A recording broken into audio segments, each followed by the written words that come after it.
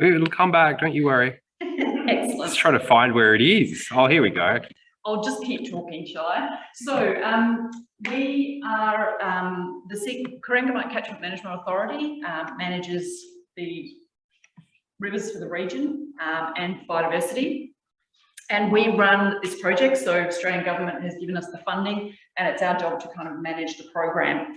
But we have a cross-agency team, and this is something that's really unique about this program and different to other programs, is that not only do we have staff within the CCMA who are working on this project, but we also have our colleagues at Parks Victoria, and we also have a colleague at DELP, which is the Department of Environment, Land, Water and Planning. And they manage state forests and about 40,000 hectares in the Otway Ranges. Parks Victoria manage about 105,000 hectares in that area. So the ability to work across all of these landscapes is really critical to the success of these programs. And I think that's sometimes where NRM can come a bit unstuck, is that we all work in our own little zones, in our own little areas. We don't always have that ability to be able to cross-fertilise and work together as agencies across a landscape. So this is what's really unique about our program. We've got this focus on threatened species and we're working at a landscape scale with a team where we work together very closely. So having people who are staffed and paid to directly work on this project in this area is really critical to the success of the program. It means we're working with all of the stakeholders, and we also have that ability to really make the science shine, because in the background, people like Katrina are managing permits. They're managing, you know, whether we can get a drone flying over, whether we can have an aeroplane flying over. All of the things that we need to happen just happen seamlessly in the background because of our team, and the scientists are allowed to do the science and come up with these findings, which hopefully is going to help us move forward in our battle against Phytophthora. Thank you. So where are the Otway Ranges? I'm just going to give you a little bit of a potted history. We're about 2 hours from the Big Smoke, which is Melbourne. We start at about Torquay. Some of you might be familiar with Bells Beach, the famous surfing beach. And we go all the way down to Cape Otway, which is down at the bottom, the peak there, and out to the 12 Apostles, which some of you might have also heard of. So it's a large area. We have a lot of coastal landscape, but we also encompass all of that inland area. So everything that's sort of in that red zone, and the more remote parts are sort of 3.5 hours drive from town. So it does make a bit of a difference, those areas. Now, I'm not paid by Tourism Victoria, and I have spent 14 years living and working in Perth on natural resource management, but it is a beautiful place. And as you can see, we've got some incredible landscapes and a real diversity of different habitats in this area. More beautiful photographs. We've got some fantastic rivers, some beautiful rainforest, full temperate rainforest, and of course the beaches if you can cope with the cold. It does get pretty cold in winter and pretty wet. And we've got a variety of rainfall as well. So in the eastern Otways, it's about 600 millimetres per year. Down at the Cape, about 900, and in those cool temperate rainforests, 1,500 millimetres of rain per year. So you can see we've got this huge diversity, and a little bit of a plug also for the small mammals. So one of the key things about this research is that we're working on the National Threat Abatement Plan for Phytophthora, but we're also working on the threat abatement for these small mammals, these EPBC listed mammals. So that's what's really driven this large amount of funding that we've got to do this sort of research. And this is a swamp antechinus, one of our small threatened species, which we've been sampling for just a couple of weeks ago. We were near the 12 Apostles, so just on the tops of those cliffs there, we were sampling these females. I don't know if you know, but the swamp antechinus, the males mate and die. They can mate for up to 16 hours and then they die afterwards, immediately afterwards. And so the females are left to reproduce, and as you can see, we've got ones up there with their pouch young. We've just had to stop our sampling because the pouch young are coming quite early this year, and a lot of this work is being done with Zoos Victoria. So we've got a whole lot of different stakeholders who are actually working with us on all of this research. Just getting into a little bit of information about our vegetation types. So we have got a few different types of vegetation, and we're not really focusing on that wet forest or that cool temperate rainforest because we don't really find Phytophthora in there. However, we are doing some of our small mammal research and our research into foxes and cats and some of our other projects in those areas. Our big focus area is our heathy woodlands, and our button grass heath. And you can see those brown areas at the back of the really dark green, that's our heathland areas, and that's where we're having major issues with Phytophthora. There's also another region a little bit further up, which I couldn't quite fit on the map, which also has significant Phytophthora impacts.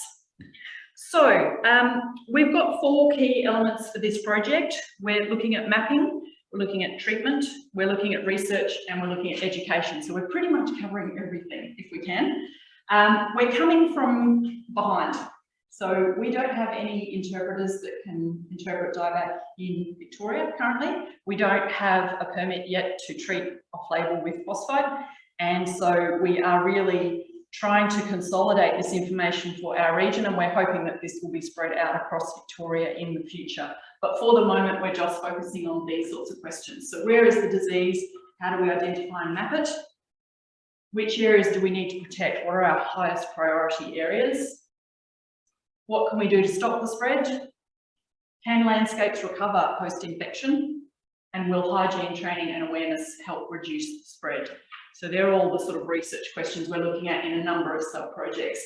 Our lead consultants on this particular project are Barbara Wilson. Barbara's worked here in Western Australia for a long time on both Phytophthora and small mammals. She also did research from the 1980s onwards on small mammals in these Phytophthora affected areas of the Eastern Otways and the Western Otways.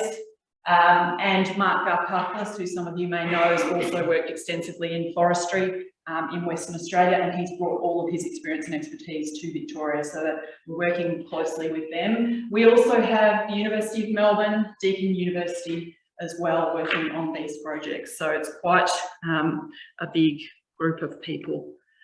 Just to give you a little bit of the background, so we've been observing Phytophthora since the 70s, and there's been research since the 80s. Between 1989 and 2015, the uninfested area had reduced by 83% in the Eastern Otways. So even though we don't talk about it much, and we haven't done an awful lot about it yet, we have a really big problem in Victoria, just as big as Western Australia. We just haven't really quite worked out what to do yet with this issue. There's been significant declines in the total number of plant species, the susceptible species, the cover abundance of grass trees, and an increase in disease-resistant species. And you can see that's all been recorded in a number of papers over the years. So what we're trying to do now is have a look at what are those impacts on those small mammals and convert that directly into management actions, because this whole Wild Otways Initiative is really about adaptive management and adapting that research and using it straight away on the ground. We're not waiting to publish papers. We're actually working straight away with the land managers and with traditional owners to make sure that this knowledge gets out there quickly. Where are the declines? Where is the Phytophthora? How are we going to treat it? What are we going to do? And again, the agency working together is absolutely critical to the success of the program. This just gives you a little bit of a sense of the relative threat. So this is not an actual Phytophthora map. Those are few and far between in Victoria, but it does give you a sense of those areas. You can see up around Anglesey, that's a really highly affected area. We have a lot of mountain biking, motorbiking, off-road driving. We also have bushwalking and significant wildflower populations there, so we get a lot of people in that area, and Katrina can talk to you a bit more about the management implications for that from the Parks Victoria sort of side of things. And then you can see we've got an area at the back of the cool temperate rainforest. This area is a lot more remote. There's less roads, less tracks, and therefore our risk of Phytophthora is a lot lower there. But that's one of the areas that has really big populations of long-nosed potoroos, southern brown bandicoots, and swamp antechinus, all EPBC listed species. So we're doing lots of research in that Carlisle heathland, around that Gellibrand, Kennedy's Creek sort of area, because we know that that's a refuge. That's one of the areas that we need to protect in the future. So getting into our projects now, the first thing we did is that we had a priority protection process, and we did this with all of the land managers. So we had a workshop with about 36 participants, including the University of Melbourne, Deakin, DELP, Parks Victoria, the Australian Government, Zoos Vic, Conservation Ecology Centre, which is a research organisation based in the Otways, and AgVic. And we went through a structured decision-making process to determine what are the best management actions for the Otways. And again, all of this stuff we're doing is Otways specific. So we're trying to take the federal TAP, We've made our own threat abatement plan for the Otways as part of this project, and we're trying to determine what works for us, because our landscape, whilst it's similar to Western Australia, it's not exactly the same. So we're trying to make sure that we're adapting our management for our area. In our structured decision making, we looked at a number of different options, and you'd be all totally familiar with this here in Western Australia. Do nothing, track hardening, illegal track management, rehabilitation, application of phosphite, aerial spraying, hand spraying, looking at public education, looking at hygiene stations and surveillance. And lots of these things were deemed to be perhaps a little bit ineffective, or that we didn't know enough about them.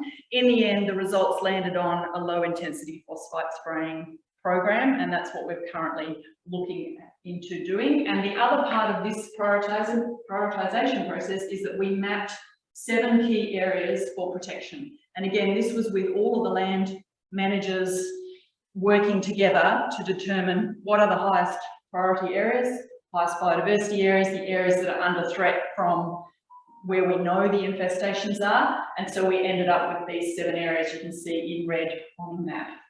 Now I'm going to hand over to Katrina, who's going to talk to you about some more of the sub-projects. Thank you, Jess. Seamless transition.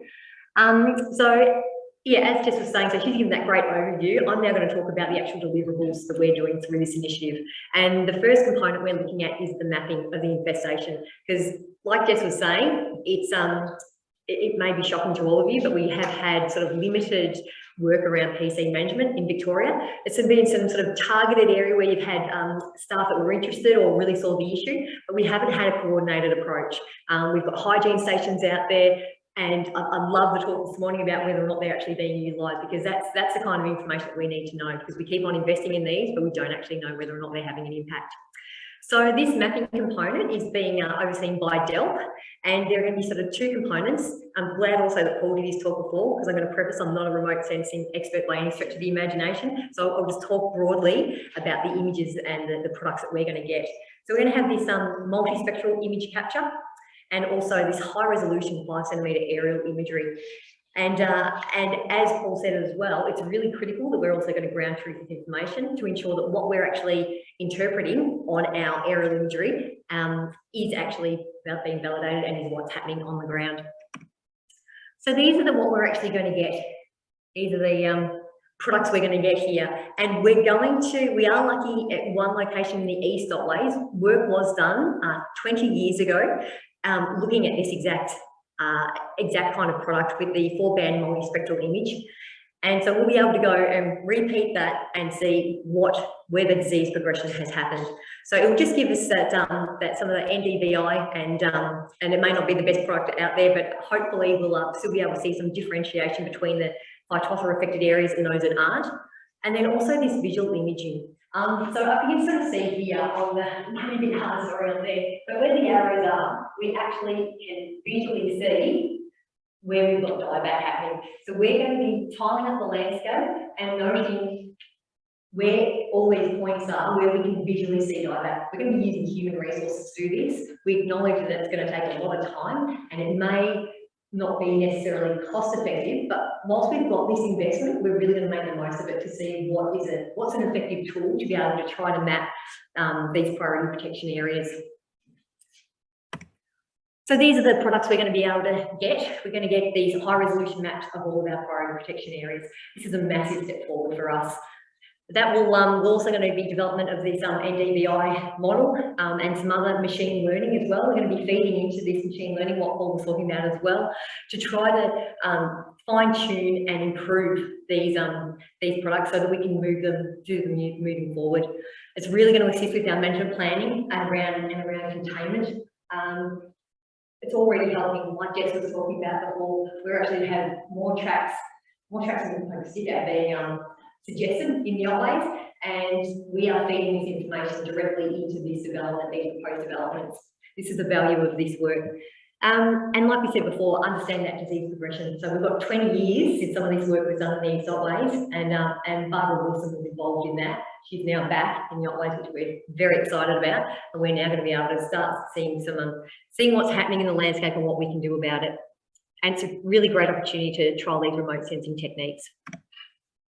So moving on to the treatment, as Jess was saying before, we really don't treat with phosphite, and this may be astounding to all of you. I know it's been happening for 20 years here or more, is it? Parks Victoria applied for this permit, and the whole intent is so that we can use it post Wild Otways. We really want this program to be bigger than just the Otways, and to be just this 3-year program. And I am already reaching out to my colleagues across the state, and we are intending on taking these learnings statewide, which will be really exciting. So we're looking at doing the aerial and hand spraying of phosphite in the priority protection areas. If the permit doesn't come through in time, we're still sort of waiting for that to come through. It won't stop us. We'll still be able to spray some phosphite. We'll just have to do it at the rate which currently is on label. And a key part of this as well is our training of our staff. Like I said, we don't have interpreters. Staff aren't familiar with this product, so we're actually bringing experts over from Western Australia to come and train some of our staff about its use. And we're going to be getting some dedicated equipment as well, because we don't have these, everything we've got set up is for weed spraying at the moment. So we're going to get some dedicated resources, which will be fantastic. And moving on to the research side of things, because we haven't done this work, we haven't done phytotoxicity trials really. So we've got lucky enough to have a PhD student, Campbell William, who's working with Barbara Wilson and Marco Karplis at Deakin University. He's done some work on some spraying, some of the applications, and thus far has reported no phytotoxic effects, which is fantastic. The other side of the research is going to be this rehabilitation. So it was great to hear about the work that you're doing as well. It was brilliant. We're actually putting plants back in the ground. Jess and I were lucky enough to do this last week. We've got a landscape which has been completely decimated by PC. Just being out there, you can see that the structure is gone. And so we're going to be, we have put some locally sourced species up there, you can see, but we're actually going for susceptible species, not those that are resistant. We're trying to see if we can bring some of these species which are lost in the landscape and bring them back in. So I've got some of the Allocatorina, Santaria australis, Eucalyptus bacterii. We were also after isopogans, but the nurseries didn't have them at the time where they were sourced. So Campbell will be going back and trying to supplementary plant some of these areas as well. We had 12 sites, and at each of those sites, we had 6 plots where they were pre-treated with phosphite, and then 6 which weren't as control. And because he's doing his PhD part-time, we're lucky enough that he'll be able to monitor that vegetation for sort of up to 4 years. And it's my intent to pass Victoria to take on that after that. Almost done. Our final part is about education and engagement. We are doing hygiene training. We've already done some of that work. We continue to reach out to our volunteer firefighters, agency staff, and other community groups. Key land management agencies and community groups engaged. That's why I'm here today. We are engaged. Parks Victoria is very happy to be part of this program and to be a partner agency. And we are, as I said, taking these learnings and we are taking them more widely. We developed brochures and posters, which Jess has brought some. They're looking pretty flash. We're sending those out to our stakeholders, but also some of our harder to reach stakeholders, where there's no use in us preaching to the converted. We're also trying to get to some of our recreational groups, our mountain bike groups, which actively use these areas and actively create new tracks. And then also some of our event organisers, which is not really at the top front of their mind, but they use these landscapes. And development of hygiene guidelines and standard operating procedures as well will also be part of this. So by the end of the 3 years, we will have all of these products. And that is it from us. Thank you very much.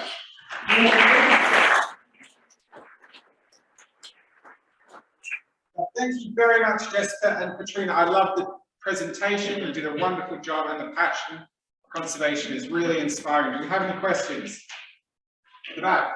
Yeah, just wondering why you would, rehabilitate with susceptible species. The soil is still being infected. Why wouldn't you consider using susceptibility? Isn't it a waste of time? Look, there's a couple of reasons. Yeah, well, that's part of the question, but we're talking about a landscape that's 10 to 15 years post-infection. So we're not talking recent infection, we're talking about a landscape that's been decimated a while ago. So we're hoping that if there has been that gap, that there might be the possibility. The other thing is we're treating with phosphite to see whether that actually would work. Part of the issue is that the grass trees are really significant habitat for these small mammals, and we want to see if we can sort of reintroduce that sort of thing. It is long term. This was a very small side project. It wasn't a large amount of money. It was we had some emergency funds allocated for in case there was a bushfire. We luckily didn't have any bushfires in the last 2 years, so we did a little bit of this extra money that had been set aside. So we decided to investigate a couple more questions that we wanted to experiment with. Please. Great to see that sort of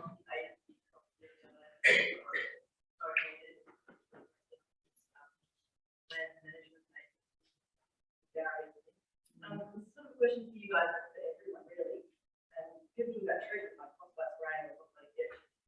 And I just wonder, is the best approach to go to disease front, to go to like what already identified priority areas, but do you go to disease front, do you go to uninfested areas, but species that have been uninfested, or you choose species that are generous to mammals or some kind of indicator priority species and do it in infested areas? Like, how do you determine where the best sort of treatment area is?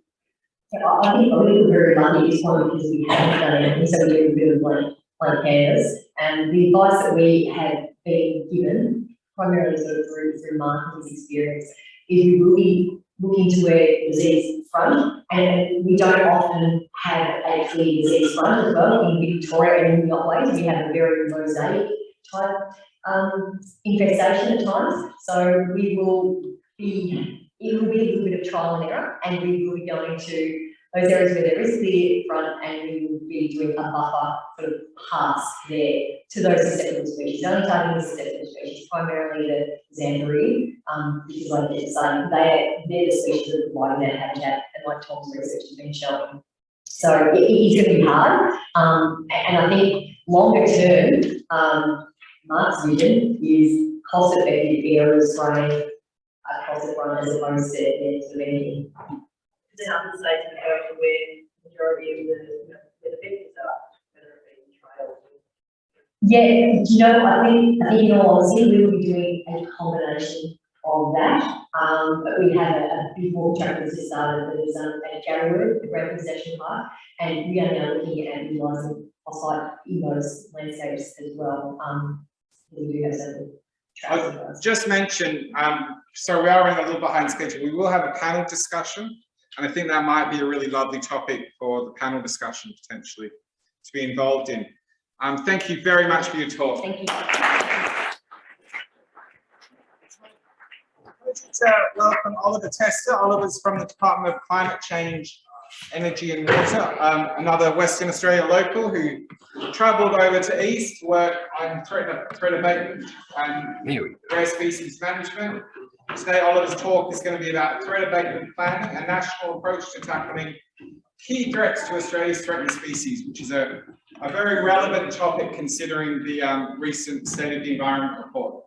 So thank you very much, Oliver. Thank you.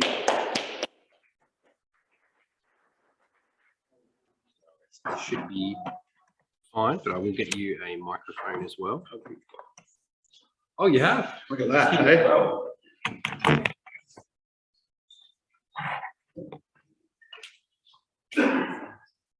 Is that on the? Well, you're showing up on mine. It's just apparently Banksy's winner. Awesome, thank you. So firstly, I'd like to acknowledge the land on which we're meeting on today, the Whadjuk Noongar country, and pay respects to elders past and present. I'd also like to acknowledge the lands of all of the people that are joining us virtually, and also thank Uncle Neville for his warm welcome to country this morning. My name is Oliver Tester, and I'm the Assistant Director of the Live Import List and Threat Abatement Planning team in the new Commonwealth Super Department, the Department of Climate Change, Energy, the Environment and Water, DQ. So my team's primary responsibility is the policy lead on threat abatement including the development, implementation and review of national threat abatement planning mechanisms. I'm also joined here today by my colleague, Ben Alter at the back here. And so Ben is our lead on disease and pathogens. And so if you haven't already said hello, please do so. And today I'm going to take you through some of the processes of how we handle threats under the EPBC Act. So the first step in managing a national environmental threat is for the threat to be formally recognised and listed under the EPBC Act. So a threat can be listed as a key threatening process if it could cause a native species or ecological community to become eligible for inclusion in a threatened list, cause an already listed threatened species or threatened ecological community to become more endangered, or adversely affect two or more listed threatened species or threatened ecological communities. So we've currently got 22 key threatening processes listed under the EPBC Act, and these cover